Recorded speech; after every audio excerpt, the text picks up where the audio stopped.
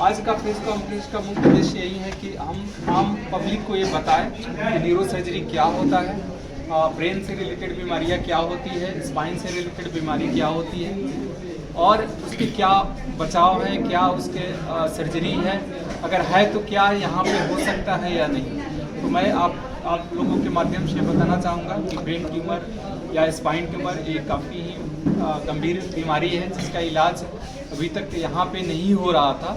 इसके लिए हम लोगों को या यहाँ के जनता को पटना या दिल्ली जाने की ज़रूरत पड़ती थी, तो अब जाने की ज़रूरत नहीं है। यहाँ पे आशा हॉस्पिटल में वेल इक्विप्ड माइक्रोस्कोप के साथ में न्यूरो सर्जन की अवेलेबल है। मैं यहाँ पे अवेलेबल हूँ और यहाँ पे सर्जरी हम लोग स्टार्ट करने वाले हैं। ऑलरेडी हम लोगों ने स्पाइन सर्जरी यहाँ पे स्टार्ट कर चुका हूँ, किया था लास्ट वीक में, और उम्मीद है कि आप लोगों के माध्यम से यहाँ के सारे जनता के पास ये जाएगी।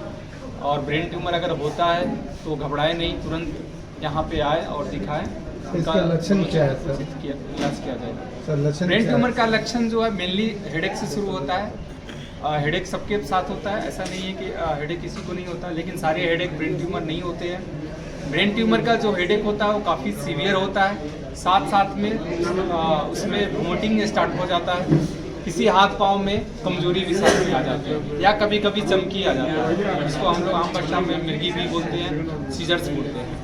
तो ये 3-4 लक्षण है। किसी को अगर ऑप्टिक नर्व से रिलेटेड बीमारी है, वहाँ पे ट्यूमर हो जाता है तो आँख से देखने में शक्ति कम हो जाती है। बच्चों लोगों का जो ब्रेन ट्यूमर होता है उसमें स्पेशली होता है कि उनका ब्रेन का साइज बड़ा होने लगता है। अब देखेंगे कोई बच्चा इतना बड़ा ब्रेन का साइज लेके जन्म लेता है, इसका कारण 2 है। एक तो ब्रेन के अंदर में पानी हो जाना, पानी का अत्यधिक मात्रा में बढ़ जाना, या दूसरा ब्रेन ट्यूमर हो जाना। इन दोनों ही कंडीशन में बच्चे में ब्रेन ट्यूमर में हेड का साइज भी बड़ा होने लगता है। सर ग्रामीण क्षेत्रों में खासकर अभी भी लोग इससे अनजान है, सर उस लोगों को कैसे जागरूक करेंगे? बस आप जो लोग भी ग्रामीण क्षेत्र में हैं और जो थोड़ा पढ़े लिखे हैं, अगर कभी भी किसी को भी देखते हैं कि वो अचानक बेहोश हो जा रहा है या उसकी उल्टी हो रही है या हाथ पांव में लकवा जैसा लक्षण आ जाते हैं, तो आप इसको रूल आउट करने के लिए जरूर किसी भी डॉक्टर्स के पास जाएं, एटलीस्ट फिजिशियन के पास भी जाएं। न्यूरो के डॉक्टर्स अगर अवेलेबल हैं वहाँ जाएं।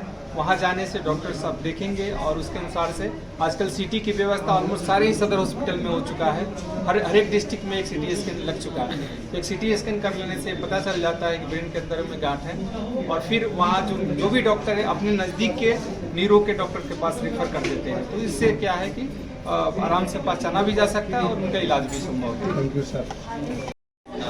पेट में दर्द होना, पतला पैखाना होना, ये सब तो आए दिन सभी को कभी ना कभी होता ही रहता है। और ये सभी चीज़ें कभी कभी जो सामान्य ही लगती हैं, लेकिन स्वतः इलाज करने से बड़ी बीमारी में भी तब्दील हो जाती है। तो मैं सभी लोगों से यही कहना चाहूँगा कि अगर गैस की समस्या है, पेट दर्द है, उल्टी है, अगर ये आप अपने से कुछ दवाइयाँ ले रहे हैं, अगर ये ठीक नहीं हो रही हैं, तो आप आगे से अपने से दवाइयाँ ना लें, डॉक्टर से मिले, और अच्छा हो तो पेट के डॉक्टर से मिले, ताकि आपका सही और समुचित इलाज हो सके। कभी-कभी गैस की वजह से ये रीढ़ की जो हड्डियाँ होती हैं उसमें भी दर्द होने लगता है। क्या ये छोटी-मोटी ट्रीटमेंट छोटी-मोटी दवाइयाँ ठीक नहीं होती, फिर उसके लिए क्या किया जाए? हाँ, बहुत बार होती है कि जैसे अगर किसी को गैस की ज़्यादा अधिक समस्या है, तो गैस का ये एक तरह का एक साइड इफेक्ट है। बहुत लोगों को एक समस्या आ जाती है, सर में दर्द होना, चक्कर आना, कमर में दर्द होना, पीठों में अकड़न होना, ये सब अधिक गैस होने से बिल्कुल हो जाता है। तो सभी बीमारियों, इन सभी समस्याओं को निपटने के लिए जैसे बहुत सारी जांचें, अल्ट्रासाउंड है, पेट का सीटी स्कैन है, एंडोस्कोपी जांच है, कोलोनोस्कोपी जांच है। अगर ज़रूरत पड़े तो हम लोग ये कराते हैं पेशेंट का, और उसके जैसा जो रिपोर्ट आती है उसी के अनुसार हम लोग उस पेशेंट को ट्रीटमेंट देते हैं। क्या गैस बनने से हीमोग्लोबिन पर भी असर पड़ती है? नहीं, अगर किसी को गैस की बीमारी है और हीमोग्लोबिन कम है, तो एक सबसे कॉमन समस्या है पेट में अल्सर होना। अगर पेट में अल्सर है किसी भी व्यक्ति को, तो गैस की समस्या रहेगी। और अल्सर है उससे निश्चित ही कुछ मात्रा में तेज में खून का रिसाव होगा, जिसके कारण हीमोग्लोबिन कम हो सकता है। और इसके अलावा और भी बीमारियां हैं, जैसे गैस है, तो एक बीमारी है आंखों में घाव की जिसको अल्सरेटिव कोलाइटिस बोलते हैं। वो होने से भी ब्लड स्टूल के द्वारा, पैखाने के द्वारा थोड़े मात्रा में खून आते रहता है, जिसके कारण से हीमोग्लोबिन की कमी हो सकती है। और एक और अन्य बीमारी होती है गेहूँ से एलर्जी की बीमारी।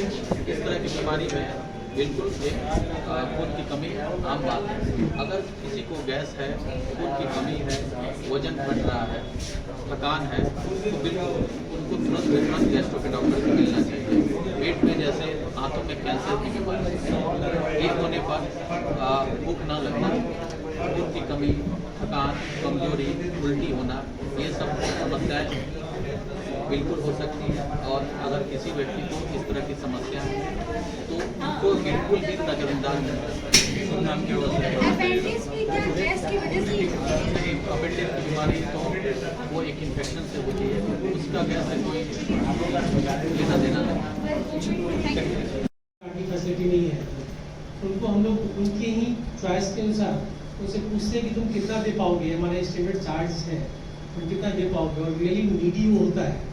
और कुछ लोगों के द्वारा इंडोर्स्ड होता है कि नहीं सर इसके पास कुछ भी नहीं है, नहीं संजय इसके पास, हमारे बहुत सारे लोग इंडोर्स करते हैं कि नहीं इसके पास कुछ भी नहीं है, हम लोग चंदा करके इसका इलाज करा रहे हैं।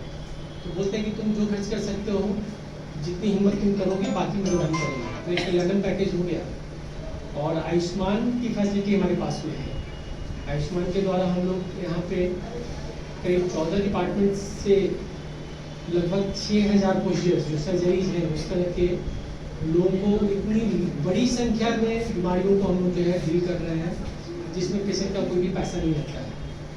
तो जो हमारे किसी एक मित्र ने ये बात पूछी है, जो कहीं और बिजी हो गए हैं, मेरी बात उनके काम तक जा पा रही है कि नहीं जा पा रही है, तो मैं उनको और बाकी लोगों को भी एश्योर करना चाहूँगा कि हमारे पास तीनों मोड ऑफ पेमेंट है।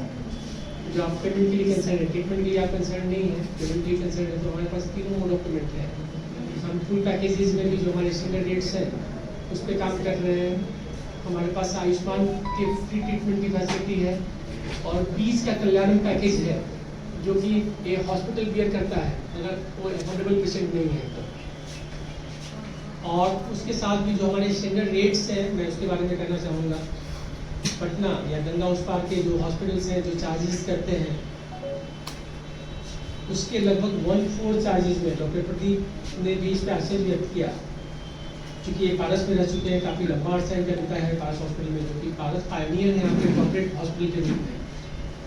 उसके रेट्स के 1/4 रेट्स में हम लोग यहाँ पे काम कर रहे हैं, क्योंकि हम लोग को सर्विसेज देनी है लोगों को। और हम पेइंग कैपेसिटी अपने आसपास के जोन्स के, अपनी सोसाइटी की जानते हैं, उसके अनुसार हम लोग बिहेव कर रहे हैं। और हमें उम्मीद नहीं है, हमें पूरा विश्वास हो चला है। इतने दिनों में हम काफ़ी नए आए हैं इस मार्केट में, हमारे डॉक्टर्स पुराने हैं लेकिन हॉस्पिटल नया है, लेकिन हम लोग काफ़ी कम समय में लोगों का जो